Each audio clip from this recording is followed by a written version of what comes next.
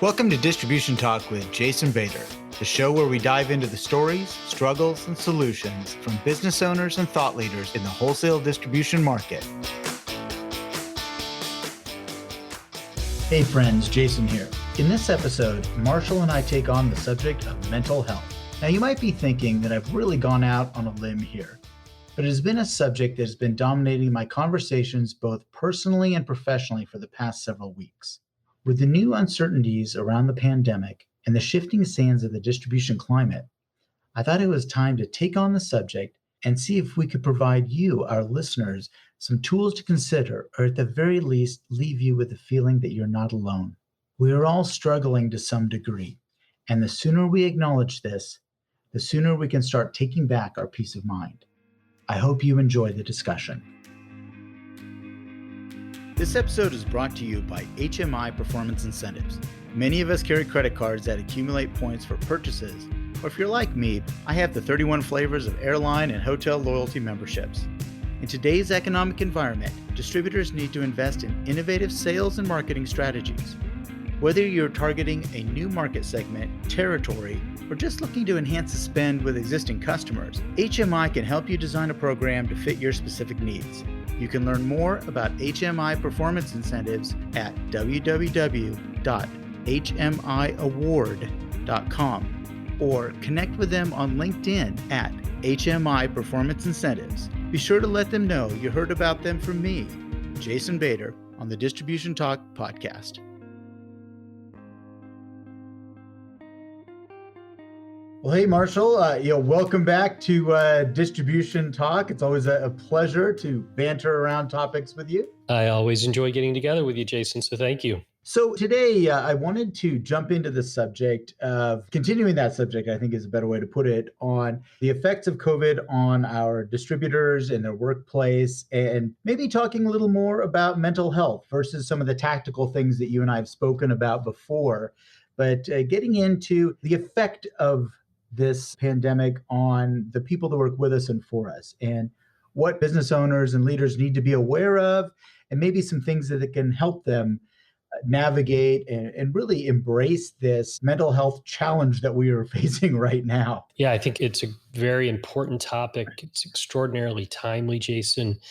More and more states and localities are moving forward with reinstating mask mandates, especially in indoor settings, and really changing the rules once again for employers and their employees, and just the anxiety and tension that comes from all that unknown that our distributors are dealing with right now. I'm glad you said unknown, because that's, I think, one of the biggest stressors that we have is that shifting sands beneath us seems to be no stability. Yes. And no end in sight. And I think that's the thing that's really causing a very difficult situation for many of the people that work with us and for us, and frankly for ourselves. As we work through our day, that unease and really not knowing, I feel like we're going through the Greek alphabet of variants coming here. And right. Where is the light at the end of the tunnel? I mean, we got these vaccines, or some of us didn't. Not going to get into that at this point, right. But we got these, and we said, oh, well, that's going to be it. We're going to be cured and lovely, and we're going to go back to normal. We're going to get back and do our thing. And that rug just got pulled out from under us. Absolutely. Yeah. And obviously the media does a great job of setting up the next crisis before they even have one crisis taken care of. So we have new letters coming at us.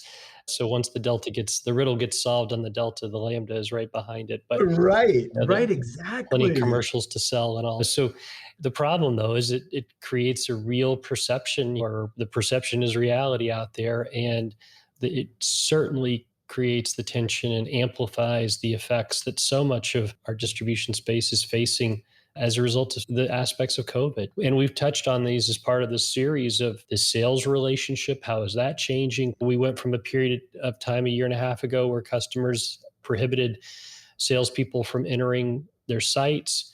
Then it started to ease. Now that is shifting back. Customers are starting to close those gates again. We talked about supply chain as part of this series. This certainly does not help ease any kind of supply chain issues. It only, intensifies those. And the mask mandates and the distancing at work and pushing more people remote, those are all actions that are going to amplify the issues of loneliness and mental health tension that's going on in the workplaces around the country and at homes when the employees can't go to work. Right. They're still dealing with the fallout from it at home. They're still your employee. They're still working on your behalf, whether you see them every day in the building or not. What they're dealing with at home is going to not only affect their relationships with their customers, with your customers, but they're also going to their coworkers, their ability to be productive, their families, your Mhm. insurance, I mean, it touches almost every aspect of the relationships that you have within an organization. Yeah, absolutely. I mean, you just hit it there. I mean, and I think actually one of the stressors that's come up, I know both you and I have been speaking about this with our clients and groups, and those people are really resonating. Once you get past it's really like a stigma that, well, I'm not depressed. I'm not depressed. I'm not quite, but I don't know what I am right now. Once you get past that and you can talk more freely and openly about mental health and where the responsibility is as a leader in an organization, then things come up, like for example job vacancies. People are stressed really thin, they can't find employees, and that adds to this, well, where are we going to go in the future? In some of the industries that we serve, construction related, they're having unprecedented demand right now. I mean, Mhm. just scramble, and as you said, there's not enough supply. That causes tension. And how do you tell a customer, well, I can't give it to you, but I can give it to somebody else? Those are all workplace stressors that are definitely affecting the mental health and the outlook of the employees that work with us and for us. Yeah, and as we talk about that peeling the onion back, the universal reaction that we get when we ask, "Hey, how are you doing?" is, "I'm busy." Right now Yeah. our distributors are just overwhelmed with the amount of work that they're doing. So they're busy and they're energized and excited about being busy, but all that work that's being done by a smaller than normal crew, highest levels ever of production for probably 75, 80% of the normal staff at most of our distributors. I mean, that is just incredible productivity, but burning that candle at both ends wears folks Oh, out. absolutely. So as you pry, dig a little deeper, uncover where they really are, you start to hear exhausted, frustrated, a little snappy at some of my staff, or my staff's a little Hmm. snappy at me. So you're starting to really see what's going on. And our distributors, they have such a long-standing history of just grind it out, push harder. When it's tough, we'll persevere. And it's true, they do, but at what cost? Yes. And what cost to them and to their staff and their team. And so what we're doing today is to just try to open it up a little bit, get people to Yeah. just examine it within their own organizations, talk to their teams about it. I know a lot of our companies, through their HR departments, through their engagement teams, through their training departments, through just each piece of the company is talking about it, but senior leadership certainly needs to take a very active role in addressing this, and not just saying, well, I know HR's got it under control, because it's really everybody's responsibility within the organization, especially senior leaderships, to take an active role in this. You talked about some of the manifestations, burnout and what some of these consequences are. I had a conversation yesterday, and this particular business owner was sharing that she's had two people leave her business recently. One of them, our age, maybe a little older than we are, came in and just said, I can't do this anymore. That is a clear sign of burnout, stress, and just a feeling of this is never going to get any better. And she said that this person went to their financial advisor, says, well, you really don't have to anymore. And they said, okay, I'm out. Yeah, That is unusual behavior. That's not absolutely. something we see in that privately held distribution space that you and I have both lived in. Yeah, Also, another example was just this person said, hey, I just want to get up and move to Florida. I've always wanted to live there. And so I'm just going to yeah. leave. She was kind of dumbfounded by it. But I think those are some of the manifestations of this, what's going on. Yeah, obviously for every individual, they're going to be affected by it in their own way. And it certainly is not surprising that, as the drumbeat of, even if you're vaccinated, you can get it, the hospitalizations and the ICUs being full and all those constant message out there, people are going to start saying, is the stress that I'm living at in this work environment, is it worth it to me? Yeah. Would I sacrifice a little income, a little stability to go to where I've always wanted to go? Who knows how long I might be around? Right. Or it could be a philosophical, if they're in a very controlled state, they think that another state is where they'll, be able to enjoy themselves a little bit Yeah. more. I think that you're definitely going to see people make unexpected moves. Yeah. The unexpected would be expected moving forward in the Mhm. near term, at least. So it's certainly manifesting it that way. What we do know as far as how, especially and we're talking about a very broad area when we talk about Sure. mental health, but you and I have discussed over the last couple of weeks a couple of the components of mental health, and one around loneliness and just Yeah. the real massive amount of loneliness that's out there in the country, in the workforce. And we do know from some studies that have been done that the loneliness that has been amplified by COVID, when you already are maybe have a propensity to be in a lonely situation, to then have to distance, to mask yourself off, to work remotely instead of around others, Right. fewer in-person events than what were typically done. There's no group training sessions, there's no lunch and learns, there's no open houses for your customers. There's none of those kind of things that had been a staple of how distributors engaged their people and got them all connected.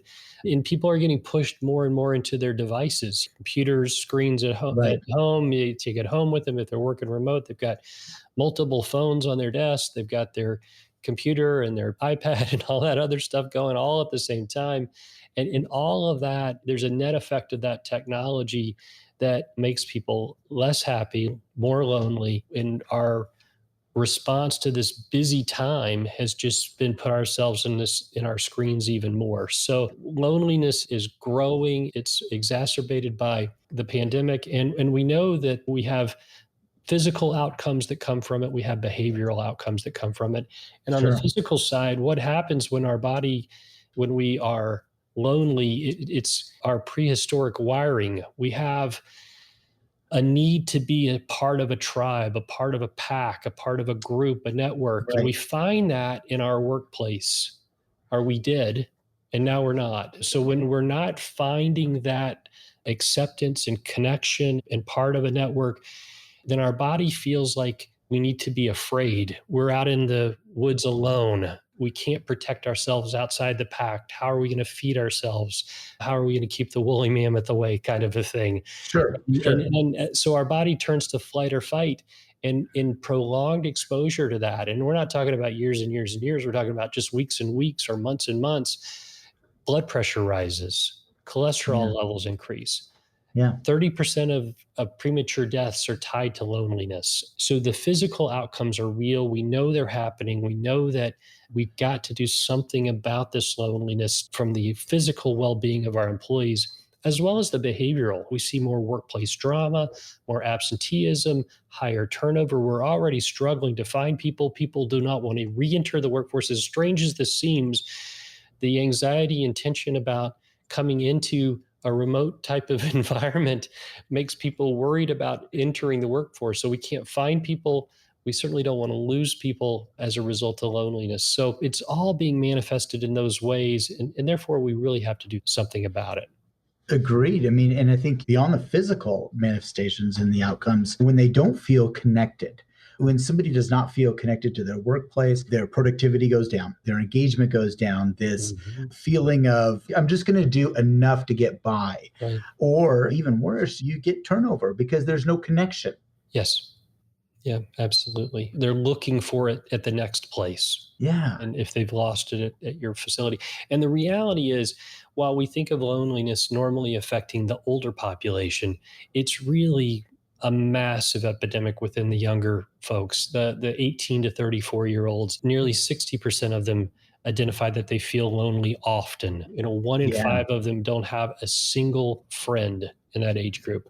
That was shocking. When you shared that with me earlier this week, whenever we were talking about this, Yeah. that one shocked me. Yeah. I'm like, 1 in 5 of them do not have an identifiable friend. And this is that millennial, Age group. maybe a little bit, Absolutely. expanded group. Yeah. Yeah. And that's a big portion of the workforce today. That's the Absolutely. largest portion of the Yeah, workforce. it could be 40, 50, could be certainly higher than that. If you look at some of your teams out there, it could Yeah, 80% of a team could be comprised of millennials, especially when you think of your warehouse, delivery support, inside sales, those kind of roles. It's a huge preponderance of millennials in those spots. And we're yeah. not saying that they don't feel like they have a friend at work. They just don't have a friend, period. Right. Right. I mean, Yeah. again, 2x4 to the back of the head moment there. That was Right. that, Right. wow. Yeah, that's the entire workforce across all age groups. And you take that same percentage when you look at millennials by themselves. So you take all that other connection that they were receiving through their workplace, and now that it's been minimized, the impact of loneliness is even greater. And I want to thank Narina Hertz. She has done a great job of putting this information together in her book, The Lonely Century. And we've obviously taken that information and talked to our distributors about it. And we're finding that it's exactly spot on, that there's these challenges across the country. No geography is more prone to it than another. No segment, plumbing supplies, no different than beauty supply, Right. no different than industrial or bearings or anything like that. Everybody's facing the same challenges today when it comes to loneliness in their workforce. And I think a vast majority of the leadership of these businesses, and especially if they're of our vintage or older, Yeah.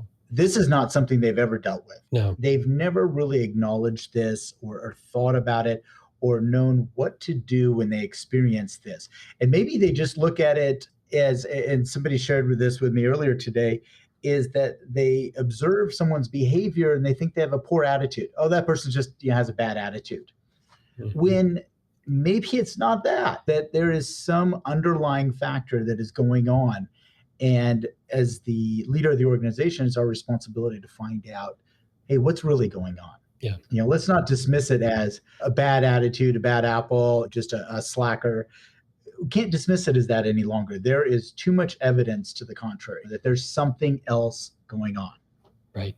Right. Absolutely. And this is where your frontline managers, they're already tasked with 1,000 responsibilities in managing their teams. But this is something else that's just got to get heaped on them, that they've got to take the time to check in individually with their team members. They've got to really see if that attitude is it a one moment, I've got a stressor here or a stressor there that's going to get taken care of, or is it chronic? Is it something that your employee is living with and dealing with day after day? And by just asking them about it, just showing that concern and that empathy Mhm. towards them, and knowing that it's a safe place for them to share their concerns, that will go so far in making things better for that employee, not only in the workplace, but in their private life as well. Sure. I want to jump back to empathy in a few minutes, but I wanted to touch on where this whole discussion started. And a few weeks ago, this is something for the last 3 weeks. I mean, I hate to say it, I've been a little obsessed with this particular topic right now because I found myself in a position where I was losing my motivation and I was struggling here at work, struggling with this feeling of emptiness and not knowing where the light was at the end of the tunnel. And my work was suffering, but things in my family were suffering. And I was like, man, what is going on? I mean, am I losing it? Oh my God. And I got very lucky. I mean, I will just say that I got extremely lucky that I just happened to touch on a podcast that named this, and it called this mental health state called languishing. Mm. This is the first time I'd been exposed to that word. The mental health word of the day was languishing. Right. And earlier this year, there was a New York Times article that came out that really talked about this, and I think got this whole thing started. What is the blah that you're feeling? It's languishing. And I thought, wow, what is languishing? So I spent a lot of time researching and trying to understand this. And it's that absence of mental health, which is an interesting definition. Okay, all right, I can get it there. But I think when people think about mental health, they think about it at the ends of the spectrum, either depression on one side, or it is flourishing on the other side. But they forget that there's a middle state right there. Right. And I have definitely felt this within myself.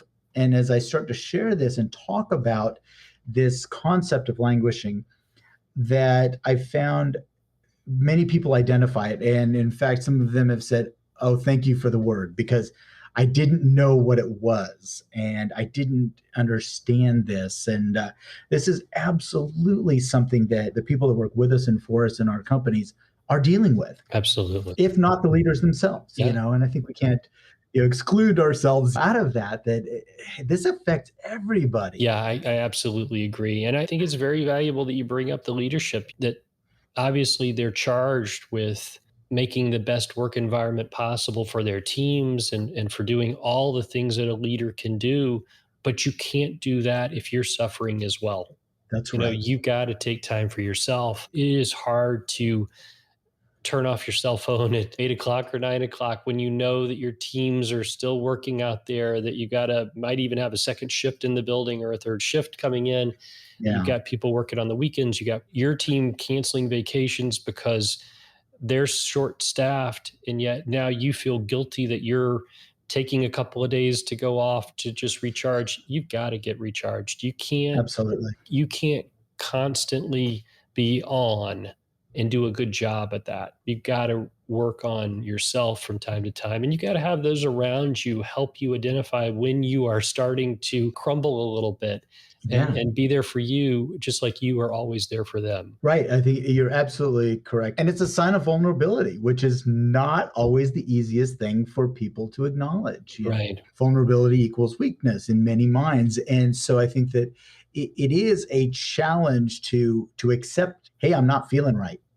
I am not feeling right. And I've got to, as you said, recharge. I've got to find that whatever that activity is that is going to help me charge those batteries, Mhm. because that running on empty, it just isn't going to be good for anyone. You're That's not right. going to perform at your best self. That's right. And some of it is an event that helps you recharge, like a Yeah, weekend away or a hike in the woods or your 45 minutes of cardio before you go into the office. Whatever those things right, are, you need to keep those in as your habits. But the other big component to that for senior leaders is they can't forget their sleep. They've right. really got to work on keeping their sleep schedule in check, and they've got to make sure that if they're sleeping poorly, that they're identifying that and that they're going to get the help they need to get that correct sleep, that good sleep, and enough of it. It's interesting. It's not just a phase we're going through. I don't believe it's going to self correct. This is Right. something that I truly believe that if we want to push through, we want to find that closer to that state of flourishing, or that more contented space, that you do have to employ some of these tactics. And this article that I read, and by the way, there are many articles that are out. Fortunately, people have really talked about it, especially psychologists have come in and talked about it. Workplace experts have talked about it, that by getting into a flow, and so this flow concept is, you were sharing about the exercise. Flow is getting into a mental challenge with some difficulty, and that engages you. And so there's a difficulty with exercise. There is Mhm. that challenge that engages you. And then often that can propel you into a better day. Some people really, like to garden. And so actually I shared this with one of my groups, and we talked about what are the things that you do to alleviate this and to recharge your batteries. And there were things like, I like to go work in the garden. Fantastic. Get out and work in the garden. Yeah. Get up, leave your desk and walk around for a while and just take it in for a little bit. One of the interesting ones was try to stay present. Don't try to get out there too far in the future. Try to stay present and accomplish day to day goals and small daily goals. That's another way to get into the flow. And so you're not drifting and floating and honestly getting into fear based thinking. I think those are great tactics for individuals to take to keep some of these negatives at bay and for them to be in a better state of mind to help not only themselves but their teams. But once you have a team, you can use the power of that group as well. Mm-hmm. One of the best practices that we've encouraged our distributors to do for a long period of time is to have daily huddles, to Yes. have that kind of moment where everyone gets together and go through a challenge from yesterday, a win, something that they can celebrate together. To have a very brief, structured meeting. Doesn't have to be complicated, but something that pulls the whole team together. And just that little bit of moment of connectivity creates a tremendous bond for the team. So here's an opportunity, once again, to use something that's a good best practice day in, day out at any time to help. And Perhaps during COVID, we've been a little bit, we're just going to get our workers going. We're not going to put them together in a circle. We'll spread them out, mask them up, whatever we need to do. Right. But Right. let's make sure that we don't have this be a consequence of COVID, that instead we're using a tool that works in all times. And Yeah. then as team leaders, creating that sense of a shared purpose, that this team is doing something more than, it creates a feeling of something greater than ourselves. And we're Yes. all searching for that. And when we can connect with others to do something greater than what we can do on our own, then those feelings of loneliness are abated.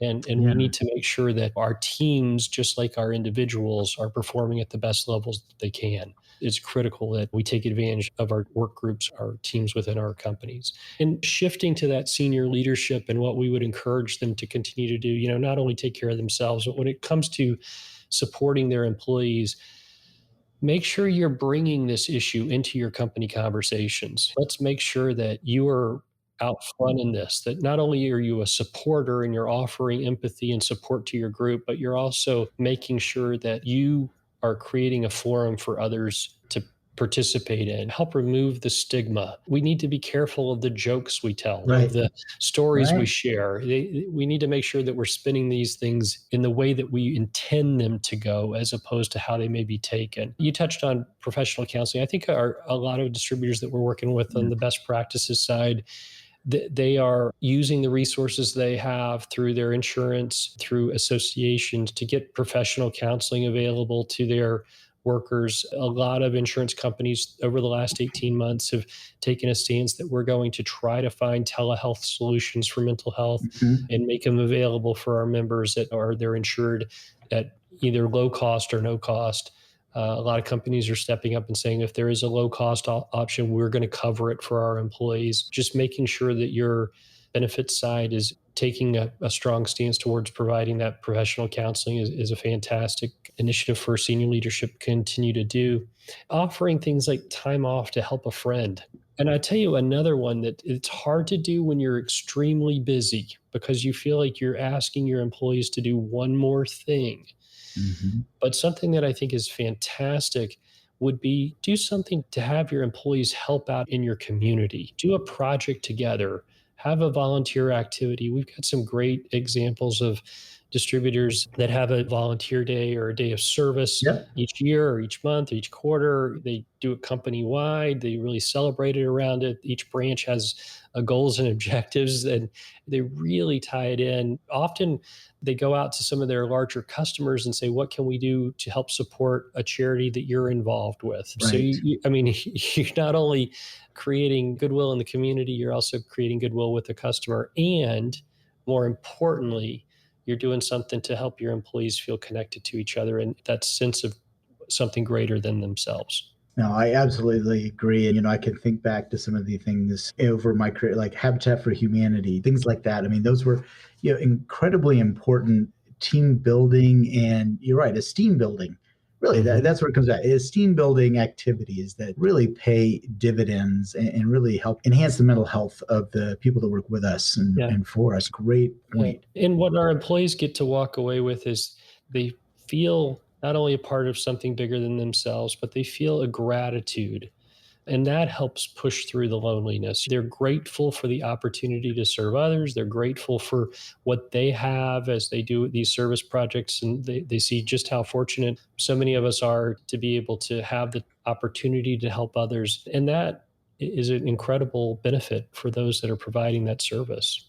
Yeah, if I could summarize some of the things, and you mentioned a change of mentality and some change of thoughts will really go a long way. One of them being just because you're not depressed doesn't mean you're not struggling. Again, Mhm. there's that not that black and white, and just because you're not burned out doesn't mean that you're fired up. There is that middle state, and Yeah. that's languishing. That's Mhm. that I don't know what's coming next. Right. And we just can't, as Gen Xers and baby boomers, we just can't expect. I mean, it was never the case, no matter how we've idealized it, it was never the case that people can just always fix those issues on their own. We may have been told fix that issue on your own, Right, right. but it's not how it works. I mean, it really Yeah, works through team, through concentrated effort to make things better, as opposed to it just not, you don't snap your fingers and the next day it's all flowing. You're not at that other end of the spectrum that you're seeking. right, right. So we need to make sure that we put some actions behind our intentions and that we use the right words, to your point, that we use the right words to help us get to where we want to be. Well, hey, Marshall, I really appreciate you jumping on with me and discussing this a little bit. As I said, I've been a little obsessed with it. And really, just because, again, I'm now seeing it so much clearer than I ever was. And it's been very productive discussion, and I've really appreciated perspective that you've brought into it. So always a pleasure jumping on and talking about this. Really enjoyed the conversation today, Jason. I really hope that we have shared some information with our distributors, our listeners, that they'll be able to use to make their organizations better and stronger.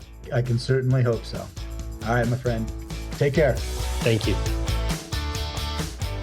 Thank you for listening. If you liked what you heard, consider hitting that subscribe button. Links to sponsors, products, and services mentioned during this episode can be found in the show description area on your podcast application or at www.distributiontalk.com. Distribution Talk is edited and mixed by Andrea Klunder and Edwin Ruiz at the Creative Imposter Studios. This episode was brought to you by my company, the Distribution Team. We are a consulting services firm dedicated to helping wholesale distribution clients remove barriers to profitability, generate wealth, and achieve personal goals. To learn more about how we can help your company succeed, check us out at www.thedistributionteam.com.